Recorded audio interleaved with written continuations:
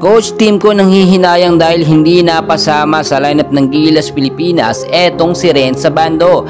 At Jordan Clarkson, may posibilidad nga ba na maging local player ng Gilas Pilipinas para sa mga susunod na torneo ay makasama sa lineup? And bago natin yan ipagpatuloy mga kaibigan ko, pa-like and subscribe po muna and pakita rin po ng notification bell. Maraming salamat po. Well mga kaibigan, sa naging laban nga po ng strong group athletes ng Pilipinas kontra sa Team Australia ay nakita naman natin kung papaano talaga gumawa ng magandang highlights.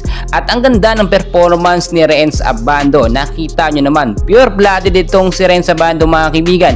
Ito yung sinasabi ng mga Gilas fans na kulang sa lineup ni Coach Tim Con, si Renz Abando. Nakita nyo naman kung papaano niya nasabayan ang matatangkad na player na team ng Australia. So ngayon talagang nakita natin kung napasama sa lineup si Renz Abando ay napakalaki ng tsansa natin na manalo nga po sana at makapasok sa Olympics. Pero wala na, tapos na yun mga kaibigan.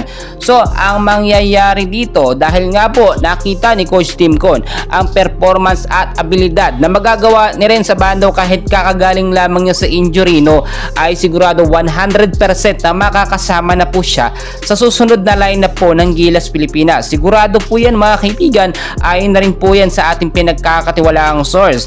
Patungkol naman sa update, no, dito kay Jordan Clarkson, kung may posibilidad nga ba na maging local player ito at makapaglaro sa masusunod na torneo ng Gilas Pilipinas. Well, ayon sa ating nakuhang updates, no, at ayon na rin sa ating mga legit source, ay posible mga kaibigan dahil nga po ito ay half Pilipino si Jordan Clarkson. Malaki ang tsansa dahil kung mapapasama talaga sa lineup ng Gilas Pilipinas si JC, ay mas malaki ang assurance natin, no, na makakapasok, makakuha tayo ng mas mataas pa, no, dito nga po sa torneo sa Olympics. At yung nakita natin na pagkakataon ay posibleng mangyari sa mga susunod po na taon ng torneo ng Olympics mga kaibigan.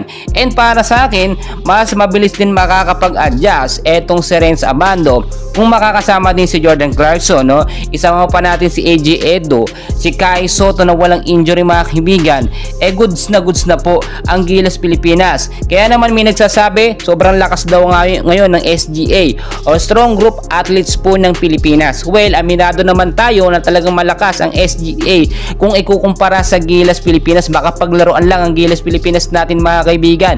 Loaded po kasi sa mga star player po, no, or import etong Strong Group Athletes natin. Ilan lamang ang Pilipino dyan mga kaibigan at nakita nyo naman talagang pangmalakasan. Kung inilaban nga po, no, yung SGA lineup ng Pilipinas doon nga po sa Olympics, sigurado nakapasok po tayo, nagkaroon tayo ng slot. Pero syempre, dapat mga Pilipino, FIBA rules pa rin ang ating sinusunod dyan. Kaya naman mga kaibigan, yung chance na ito, nakita ni Coach Tim Con at hindi niya po sasayangin yung pagkakataon. Well, ang dami pa nating kaganapan, kulang ang ating oras. Patuloy ko kayong i-update and please huwag pong kalimutan mag-like and subscribe.